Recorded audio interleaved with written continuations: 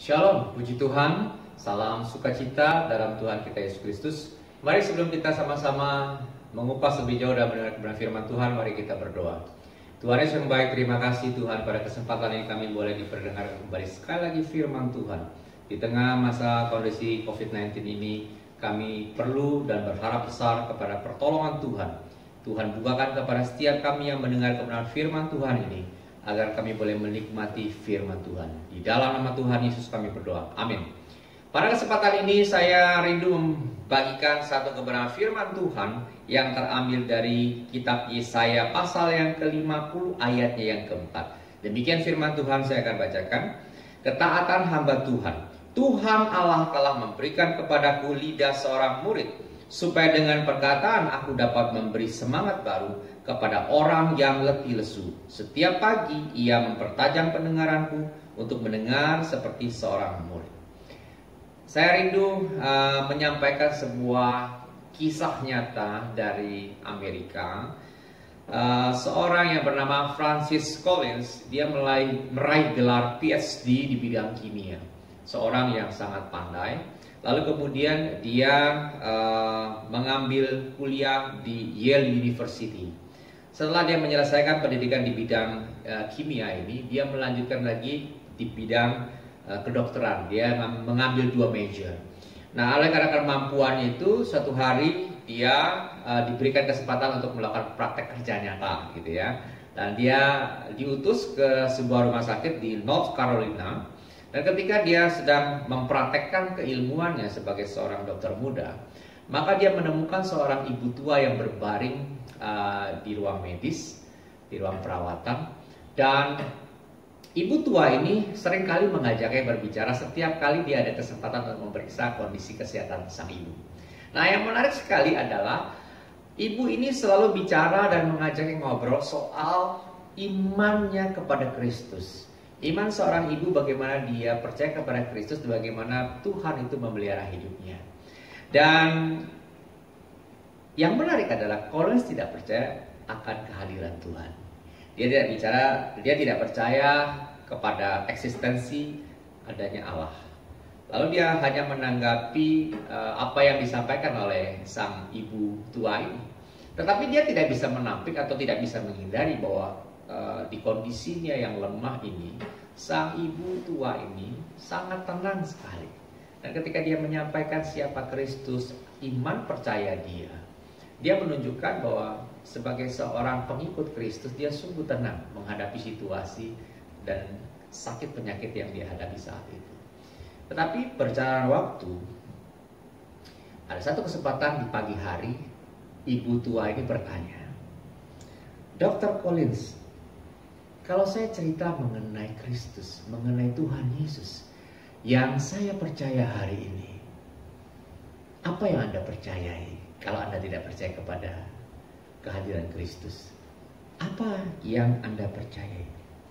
Itu ibarat Collins, dokter muda ini tertangkap basah, kira-kira begitu ya. Mendapatkan pertanyaan ini, dia tidak siap untuk menjawab. Meskipun dia seorang ahli di bidang kimia dan sekaligus juga dokter muda, orang yang pandai, yang smart, dia tidak bisa menjawab pertanyaan itu. Tidaklah berapa lama berlangsung ketika dia belum sempat memberikan jawaban-jawaban yang menggelitik pemikirannya, ibu tua ini meninggal dunia, tidak bisa diselamatkan.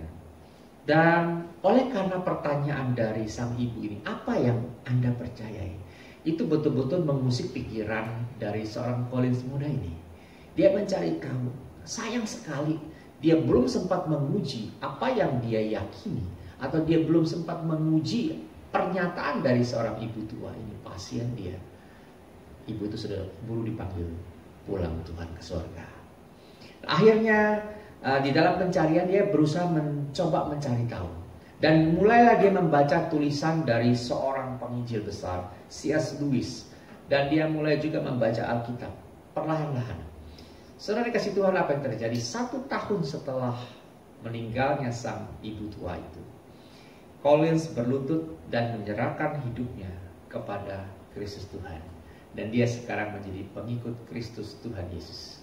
Sesuatu yang sangat luar biasa.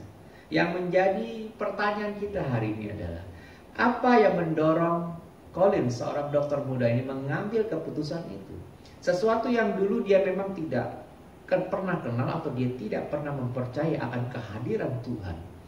Lalu pada hari ini dia memutuskan untuk menjadi pengikut Tuhan. Apa yang menjadi dasar dia mengambil keputusan itu? Pertanyaan tulus dari seorang perempuan tua, tetapi memiliki perhatian yang sangat besar terhadap orang lain. Itu yang mengusik pikiran dan hati seorang Collins muda. Jadi sekali lagi, pertanyaan yang tulus dari seorang perempuan tua, tetapi yang memiliki perhatian yang sangat besar terhadap orang lain. Kalau kita membaca Yesaya pasal 50 ayat keempat, Tuhan Allah telah memberikan kepadaku lidah seorang murid, supaya dengan perkataan aku dapat memberi semangat baru.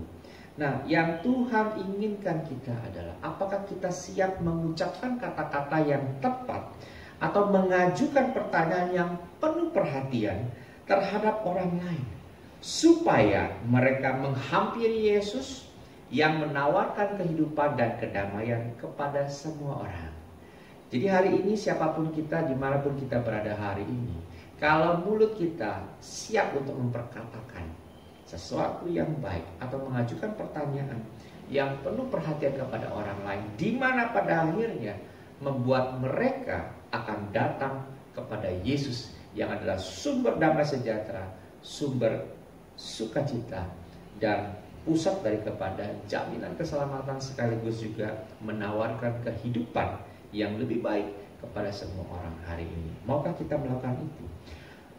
Hari ini yang harus kita sama-sama jadikan satu pedoman dalam hidup kita adalah, mungkin saja orang lain hari ini sedang menunggu engkau dan saya berjumpa dengan mereka dan memberikan pertanyaan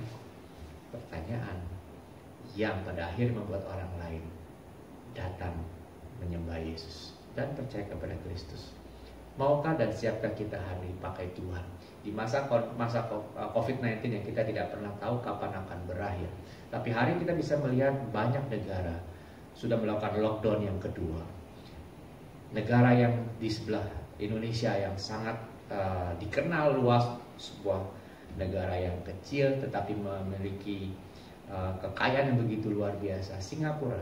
Hari ini, tepat hari ini ketika saya menyampaikan firman Tuhan, bagaimana mungkin sebuah negara yang begitu mapan hari ini mengalami krisis, dan mereka sudah mengumumkan hari ini mereka minus 41,5%, sesuatu yang sangat-sangat di luar perkiraan banyak orang.